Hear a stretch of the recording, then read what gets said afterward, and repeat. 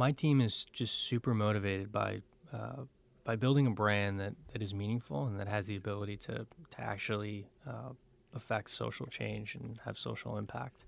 Um, we're not motivated by top line. We're not motivated by how many shacks we have.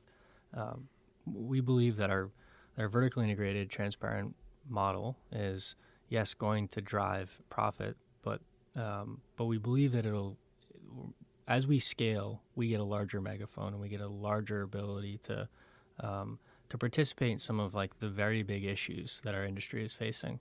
That's Luke Holden. He's the founder and CEO of Luke's Lobster. I'm your host, Patrick McGinnis, and this is FOMO Sapiens, part of the HBR Presents Network.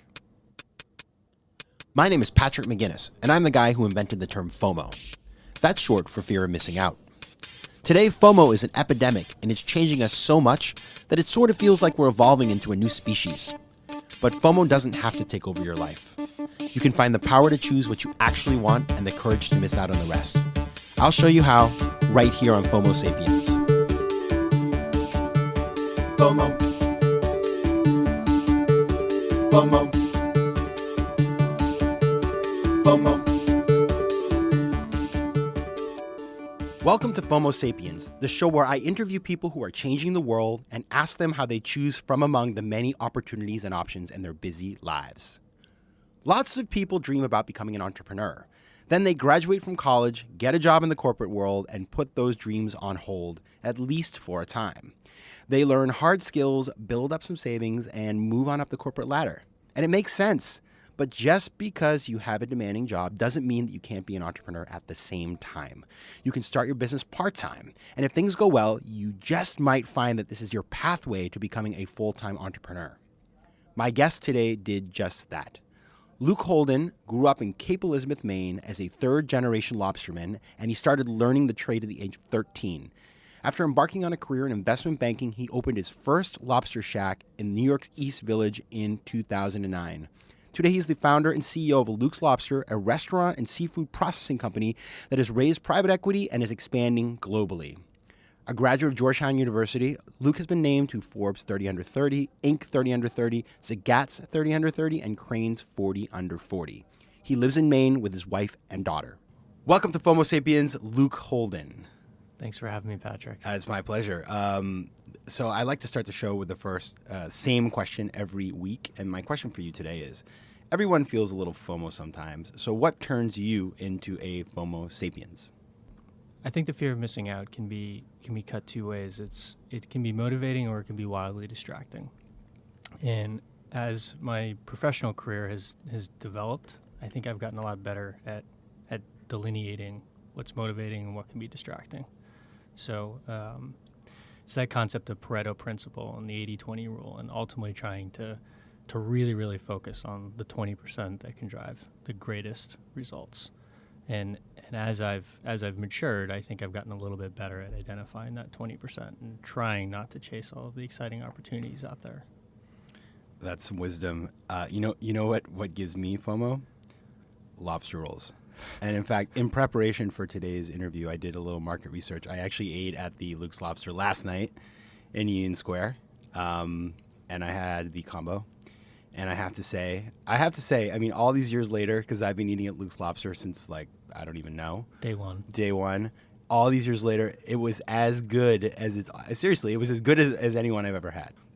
What is Luke's Lobster? What's the problem you're trying to solve? And, if I walk into a store today, like, what am I going to find in there? So we started almost 10 years ago, and which is wild.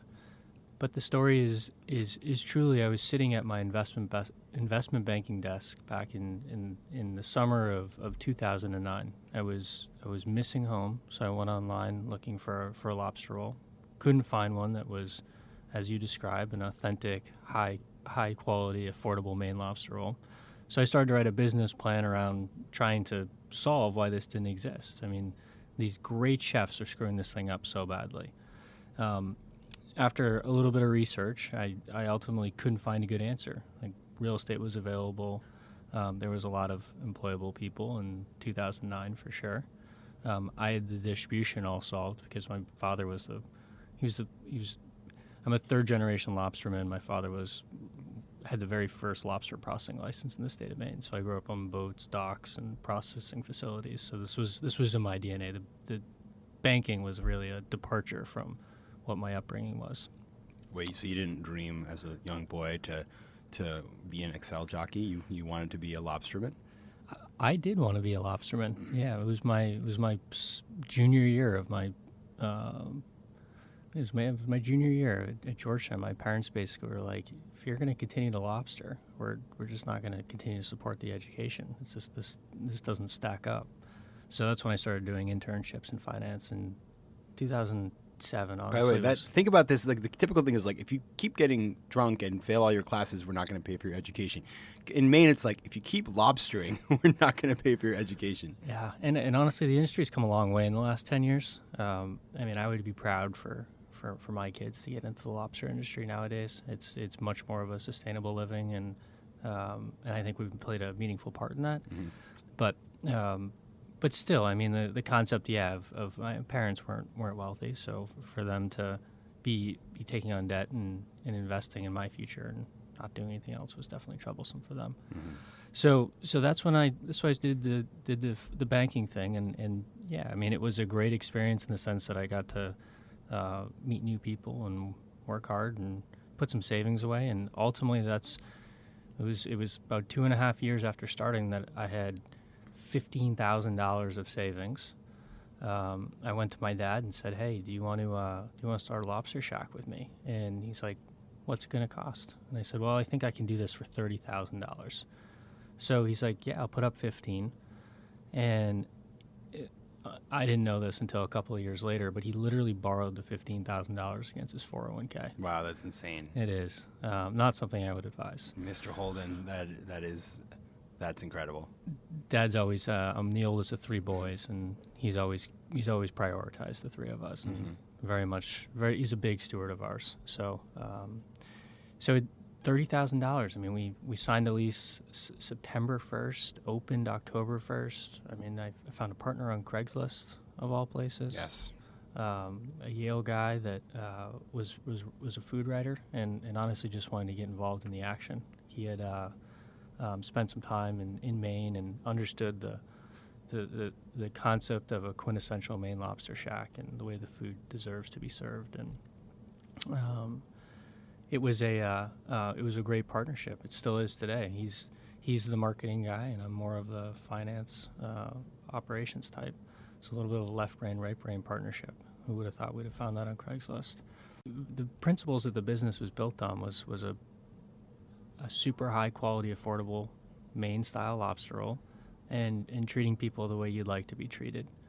And fast forward 10 years, we're a certified B Corp. We run our business on the concept of stakeholder theory versus shareholder theory, and we believe that a lot of our success has been attributed to that concept of finding win-wins and making long-term decisions. How many stores do you have today? We've just over 40. Okay, over 40 stores, and that's been quite a rapid growth. But for your first year, you were working full-time in finance. You were, that's not a light job. That is pretty time-intensive. You started your first store. You brought in Ben as your partner, who you found online, and he was sort of there when you couldn't be, and then you guys were partnering on that. And it's pretty astounding because the fact you were able to do this on $30,000 in New York City says a lot about what happens when you have to be creative to start a business. That combination of, listen, I can't afford to quit my job, even though I have this big idea, but at the same time, I'm not going to be able to raise $100,000. That makes you sort of be a lot more scrappy than you would have been. And as a result, I believe you about a year into it, you were able to quit because you could pay yourself like $35,000, which is not it's not a huge salary in New York City. But that story and it's really resonated with me. It's 10% entrepreneurship, being a part-time entrepreneur, and you did that for a year until you went full-time. Do you think, as you look back, do you think that having started part-time, what were I assume there were some advantages to that. Obviously, you couldn't move as fast as some other people, but what did it really give you to start part-time while you had your job, there for you? I think a big advantage of exploring that 10% entrepreneur model is kind of delevering when you put a ton of stress on something needing to work, I think that ultimately manufactures less than optimal decision making. So in many ways, like this was and is a passion project. Mm-hmm. Like if I had my way, I'd be running a lobster boat. I love being on the ocean. I love being part of the lobster industry. So we've been able to thoughtfully build this business over the last 10 years and make those long-term decisions. And we've never really been under the pressure to, I mean, it's not like it's all been sunshine and rainbow since we started this 10 years ago, but we've ultimately been in the driver's seat to make the decisions that we would like to make.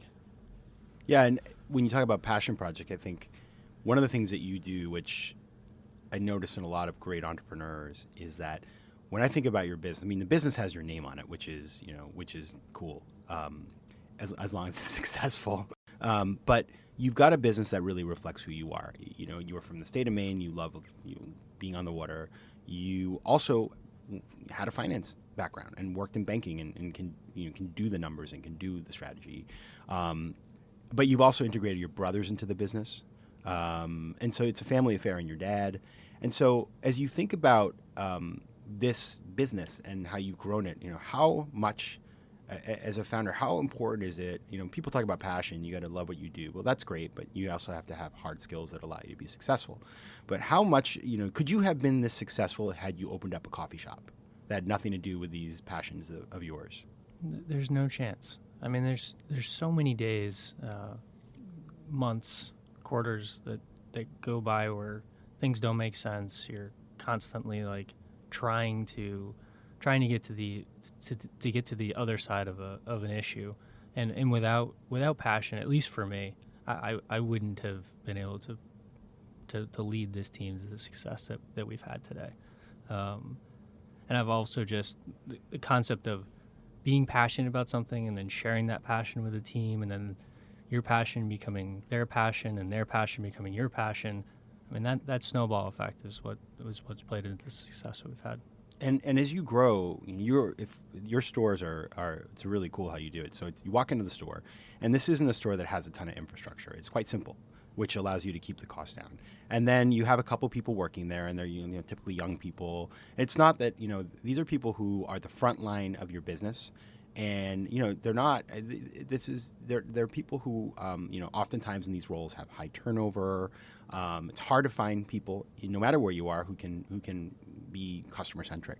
How do you infuse the culture into the frontline, customer facing people in order to make sure that, as you said, you walk in and your stakeholders, the client has an awesome experience every time in retail, in food? I think it actually starts from the beginning. So, I don't think everybody knows this about our brand, but we're a vertically integrated seafood company. So we're working directly with our fishermen each and every day, from Point Judith, Rhode Island, up through Quebec. So we're dedicated to sourcing our lobster, crab, and shrimp only from sustainable resources, and then we prove it through traceability back to the source.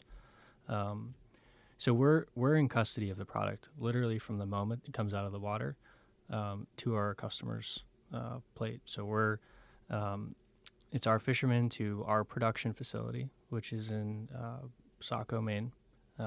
What that plant looks like is 50,000 square feet, 150 teammates. I mean, we're producing north of 5 million pounds of lobster a year, 2 million pounds of crab. So, I mean, this is a SQF Level 3 MSC certified food production facility. So half of our business is the restaurant group, and then half of our business is actually a third-party distribution business. I was down in Austin last week receiving the Global Supplier of the Year award for Whole Foods, which is a huge Congratulations. Thank you. Yeah, it's something we've been working very, very hard on. But the reason I bring up our supply chain to answer your question is our teammates, we're able to recruit teammates that ultimately see the transparency of our supply chain and the dedication that we have to sourcing quality food and building better relationships for our fishermen and the supply chain of the food through the production facility, and then aligning ourselves with partners like Whole Foods. So we very much we spend a lot of time and resources on training and educating our team and that investment in them and then the transparency that we have from literally ocean to plate ultimately is motivating for our team. So and once you kind of start one of these shacks, we call our restaurant shacks. Once you start it off with the right people, good people attract good people, and we've kind of got that concept right from day one, from the team that leads these shacks to the entry level teammate. And what you're doing on vertical integration it's astounding. And I think a lot of people don't know that about your business. It has been written about, and it's why it tastes so delicious. But it's also really hard. And I saw this fascinating documentary about a guy from I think Italy that went to the state of Maine and tried to open a. Did you see this film? I did. Yeah. Yeah. And so he tries to open this seafood processing plant and it fails. And it fails because of cultural issues. And it's like he can't connect with the local people because Maine is and I hope anybody who's listening, if you haven't been there, that you'll visit us someday soon. And you can go see Luke's. He has a lobster shack up in where is it in Maine? Tenants are, but we're also opening in Portland in June. Oh, that's great talk news about for that all. too. Yeah, I want to Yeah. hear about that. So if you watch this film, these are places where these are small communities where people they want to be able to trust you and look you in the eye and feel like they understand where you come from when you're doing business. And as a result, not just anybody can open up a business and succeed. You have to really understand the people and make sure that you have a culture that is open and that they understand you. And I think another thing about this business when we talk about kind of the fit that you have with the business is that not everybody could do that. So it is. What's interesting is you have vertical integration on the supply, like I guess on the sort of structural elements, but there's also a vertical integration in terms of culture that goes right from the lobsterman or woman all the way through to the client. When I walk into your stores, like I always assume that people who work there are from Maine. They probably aren't, but I feel like I'm going home, and I think that those are the types of things that take a business from being an interesting business to being a spectacular business. And so it sounds like it's been smooth sailing, but I imagine there have been times that have been extremely challenging. So what have been kind of your crucible moments where you just sort of you faced a challenge that was meaningful, and what did you learn in that process? I think if I was to pick one challenge that they would ultimately try and or one decision that I'd ultimately try and rewrite the direction we moved on, it would probably be back in 2017. We signed on with a private equity partner, absolutely phenomenal partner. They have been so meaningful for me in a transition from founder to CEO. Put together a formal board, but one pivotal mistake we made was the concept of taking learned experiences around other, quote, fast casual brands and applying it to our brand. For us, we're an everyday celebration, but we are not. Our frequency is not that of some of our competitors. So we decided, hey, when we took money on, we were already in 5 or 6 markets, and we were going to build in those markets that we were already in. Like that was the way to. And that's like East Coast of the United States, that kind of stuff. Boston, Philly, DC, Chicago. Those were the major markets that we're in at the time. So let's build those markets out. It doesn't make a lot of sense the concept back then was it doesn't make a lot of sense to go open up a lot of new markets and sprinkle a couple of Lukes here and there. It was we've got our core market. Let's build it out. We'll be able to generate more profit doing that. And what we really didn't understand at the time was the average frequency of our guest. So by following the cluster model, we ended up going through 2018 was a tough year because we had never lost before. Mm-hmm. Pretty much every shack we'd ever opened up had strong ROIs and didn't cannibalize any sales from other shacks. So there was a period where we had to we had to re-understand what, not re-understand, but we had to invest in data, understand what the frequency of our guests truly was, and then figure out how to build awareness in markets where we were already doing business so that we didn't cannibalize sales, and then we could still achieve the ROIs that we were looking for. And there was no like crazy financial hardship around this, but what it was difficult is you've got a young team, 8, 9 years old, that only knows how to win, and then when you go from oh geez, that wasn't a good decision, why wasn't it a good decision, and then trying to then play from that position of trying to figure out why you didn't win, it changes the dynamic of a team. And it's funny how contagious winning is and how contagious momentum is. And Yeah, we're both Patriots fans, so we know that. we do. Yeah, we know that well. So that for us in itself was something that I would have pared back on. I would have continued our strategy of opening up in new markets, getting opportunity to understand the market, localize, optimize the shack for that market, and then build your second or third in that market, instead of just saying no new markets, let's build in the markets that we're already in.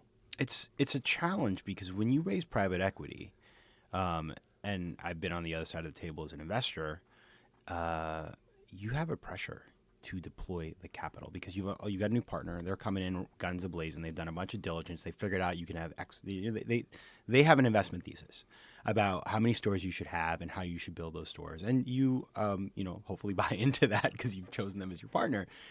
But then if you go and scale quickly with the wrong combo, you can really ruin. I mean, that's why so many wonderful brands, the minute they take private equity, you think about some of the I don't want to name names, but they end up doing very poorly because not only do they get away from their core mission and overexpand into too many products and all kinds of crazy things like that, but they roll out a format that doesn't work way too quickly. I'm curious. You mentioned data, so how did you figure out the frequency of your customer? Like, because I guess.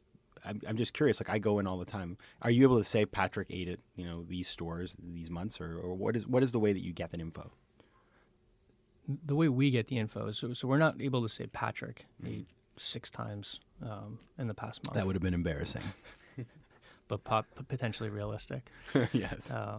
What we are able to do is to identify guys like Patrick. This age, this demographic set. And the way we do that is the direction here was we were ultimately trying to figure out who our guest was, so then we could take that information and go say, okay, our guest exists on this street corner in this market, so we could say what works here should work here because of just extrapolation of demographics. So there's real estate companies that specialize in this. They'll actually take your credit card data, and they match it against an Experian data set, and through that they can. It's not. You wouldn't get a bunch it's of. Anonymized. It's anonymized. Yeah. But you get the concept of there's 10 Patricks in this corner in New York, and you do pretty good here. So there's 8 in this corner in Chicago. So you'll probably do 80% of the sales, but you can put a business model behind it because you know what your rents and labor costs will be, and so will make money. So it's when we were doing that process of trying to be more informed on real estate selection, we learned a little bit more about our guests and a little bit more around our frequency. Where is this business going? So you mentioned you're opening up in Portland, which I think is, you had told me once, by the way, breaking news, you had once told me you would never open a store in Portland. I remember because I was asking you this and you were like, no. So I guess that's a sign that everybody can change their mind. But where is this business going? Like, I guess, if we think forward, 5 or 10 years, what is this going to be? My team is just super motivated by building a brand that is meaningful and that has the ability to actually affect social change and have social impact. We're not motivated by top line. We're not motivated by how many shacks we have. We believe that our vertically integrated, transparent model is, yes, going to drive profit, but but we believe that as we scale, we get a larger megaphone and we get a larger ability to participate in some of like the very big issues that our industry is facing, whether that's climate change, and some of the initiatives that we've got in place right now to at least be a change agent in long-term climate change. We've got fishermen converting their boats from diesel to biodiesel fumes, and we think that if we can get like 50% of our boats on this program in the next couple of years, we can reduce 1 million pounds of carbon emission a year. Wow. We've got we gave some money to the Ocean Foundation last year, who is doing some research on kelp and how the aquaculture of kelp can sequester carbon out of the ocean column. So really, what we're and the other side of that one is we got to find diversified income for these fishermen as well. I mean, the lobster industry has been super robust over the last 10 years. And at some point in time, it's going to level out or potentially, the catch might fall off a little bit. So I'm motivated by trying to find that second, third source of income for these guys so that it makes sense to sustain this industry and work this industry. And those aren't issues that are going to come about in the next 5 or 10 years, but taking a long-term approach on it, I think investing in that space will enable us to continue to build relationships with our fishermen, and of course, by the way, like as we build a global brand, we'll get the ability to communicate what our fishermen are doing, and hopefully we'll be able to pay them a little bit more because people are willing to pay for those types of initiatives. And so our significance is in our vertical integration, our ability to tell the story, all the while by serving the best quality food and treating people the way we'd like to be treated. So for us, we're going to continue to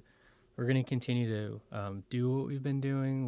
We are getting more involved in the consumer packaged goods. Mm-hmm. So we've got a line of Luke's Lobster products coming out in grocery. What is it going to be? There's lobster tails, lobster meat, lobster Wow. mac and cheese, lobster bisque. That's exciting. When is that dropping so I can prepare myself? So the lobster meat and seasoning to make lobster rolls and twin lobster tails have been in Whole Foods for maybe 6-8 months. Okay. And then those ancillary products will be coming out this fall. The other point I just want to mention there too on diversified income is all of these retail products, consumer packaged goods. They're all co-branded with the cooperative that we're buying the lobster from, and a percentage of sales goes back to that cooperative. So we've got all these different initiatives in place around quality and now branding that they go back to the fishing community, the coastal community, and to me, like that's smart business. You align interests and that's creating real value for these guys because ultimately, if you just go in and pay more for the lobster, there's no business there to support just paying more than the market price. But when you get the opportunity to go in and say, hey, if the quality's a little bit better, or if we can align brands and that helps us sell a product, then ultimately you're creating real income, real margin that you can then share. And from our perspective, being able to just create more and then sharing that more is still more at the end of the day. Yes, and what's remarkable is that you have an investment. You raise private equity. I think a lot of private equity firms, I hate to say it, but I think a lot of private equity firms would not necessarily view the world that way. You just said 5 minutes ago, basically, we don't care how many stores. Not we don't care, but that's not our metric. Our metric is creating something really sustainable. But some PE firms would say, well, you know what? I have 5 years I'm going to invest, and in 5 years I want to sell, and I want to make 3 times my money. And those are not necessarily irreconcilable, the two positions you stated. But they're, that's not necessarily the pitch that a guy like you would make to an investment firm. It is the pitch I made to the investment firm. Right. Which is awesome, but unusual when you agree. It is unusual. We have an unusually special private equity partner that gets it. Yeah.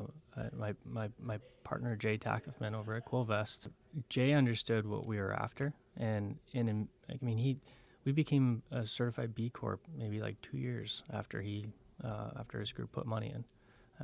So it wasn't like he's a significant member on the board and was part of that conversation, part of that exploration, and what I'm trying to articulate here is there is when you take a stakeholder approach and you truly have a team that buys into it. I really think the waterfall of profits is significantly more than taking these like short-term approach that are always profit-driven, and Jay and his team got that, and it's playing out for everybody. The reality is that when you create win-wins and you treat people the way you like to be treated, there's a lot of great business opportunities that present themselves. Jay's fund has also got a construct that doesn't have a 5-year mandate. Okay. They're certainly motivated by a 3x return, and he's got the entire management team, my team, motivated by a 3x return. But his firm it's all family money. So they don't start and end funds. They don't have expiration periods. Right. Family office, they've got like a permanent capital vehicle, so that it takes the pressure off, and it makes a lot more sense for somebody that, you have a longer term time horizon. I do, and sometimes it would play out where business does beats expectations, and they're out in 3 years, or sometimes it's 10 years, or sometimes they love dividend businesses. Yeah. But I mean, I had friends like you, where when I was exploring this private equity process, I got a chance to understand how these funds are set up differently, and I think that was really important in understanding what kind of partner I wanted. And I mean, the whole driving reason for going out and trying to find a private equity partner was to get that expertise of been there and done that, so that we ultimately could, avoid the invisible tripwire and the concept of making repeatable mistakes that we just didn't recognize because we didn't have the experience to recognize them. That was a horrible process, though. Not like finding the partner, but going through the diligence. I remember talking to you about that and just saying like, hey, once I found the partner, it was like, I was so happy. I was sort of exhausted. Now it's time to get back to running the business.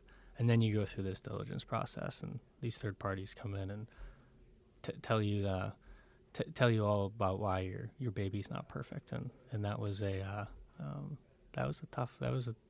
tough and long process for me.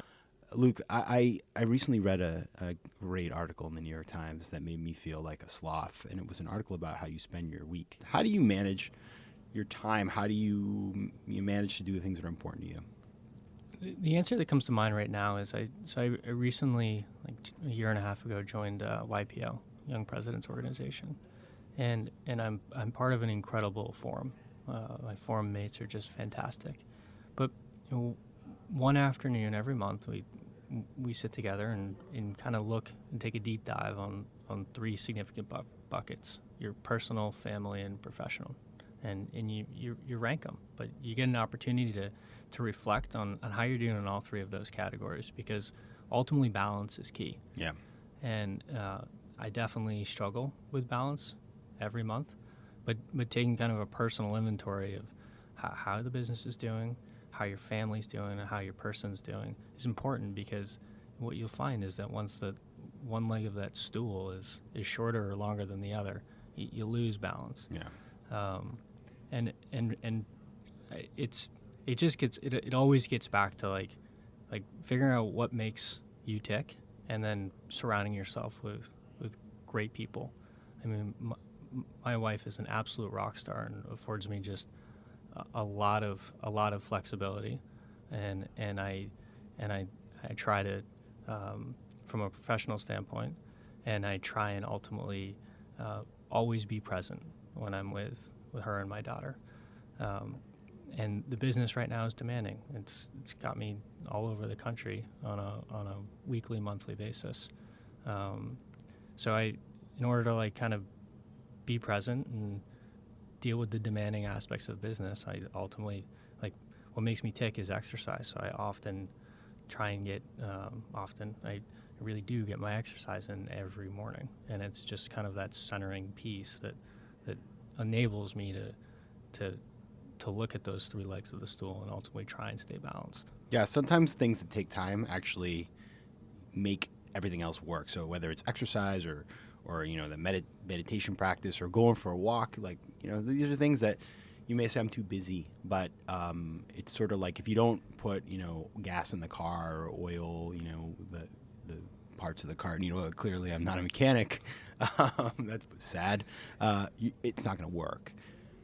Luke, this is the show about finding the power to choose what you actually want and the courage to miss out on the rest. So for somebody who looks at your story and says this guy went from a small town in Maine to working investment banking to being a CEO of a business that really reflects his values, what's your advice to somebody who wants to follow that kind of path? Find your passion. I mean, that's at the end of the day, like, that's what's gotten me to where I am today. I've followed my passion and I've been very fortunate. I followed my passion and I've always treated people the way I'd like to be treated, and that's enabled me to surround myself with people that are smarter than I am and that have skills that I don't have, and that has just pulsed over the last 10 years professionally, and I've been very fortunate, and I'm having fun. And like at the end of the day, I think when you can follow a passion and work hard and treat people right, it plays out in the end. That's a great thing to aspire to. And if people want to follow you and find you online, where should they go? At Luke's Lobster. We're on Instagram, Facebook, Twitter, all of those social channels, and that was fun too. I mean, back in 2009, we were kind of one of those first businesses that adopted social media as an opportunity to build that community outside of the four walls, and so we're very active there, and it's a fun place for us to engage with our guests. Yeah. So if you love seafood and lobsters and just a good, friendly vibe, that's the place to check it out. All right, Luke, thanks so much for coming by today. I think I'm going to go have a lobster roll now after all this conversation, and we look forward to watching the business grow and wish you the best of luck. Thanks for having me today. FOMO. And now it's time for the FOMO moment of the show, which is the time when I talk about FOMO and its role in pop culture, or tell you about something that's giving me FOMO. So as a native of Maine, I love lobster rolls, and I have an unofficial policy. I try to eat at least one a week, and here's why. Lobster, eaten in moderation, is a healthy source of protein, vitamins, and minerals. Of course, like anything that is truly delicious, it does have its drawbacks. A 1-cup serving has 71% of the entire day's upper recommendation of cholesterol and 31% of the sodium that you need. So as long as you stick to the tried and true saying of all things in moderation and make sure not to go too heavy on the butter or mayo, lobster is a great thing to add to your diet, and you should definitely try it out, potentially at Luke's Lobster. FOMO. If you have an idea for the FOMO moment of the week, or you have a question, reach out to me at letsconnect@patrickmcginnis.com or send me a tweet at pjmcginnis.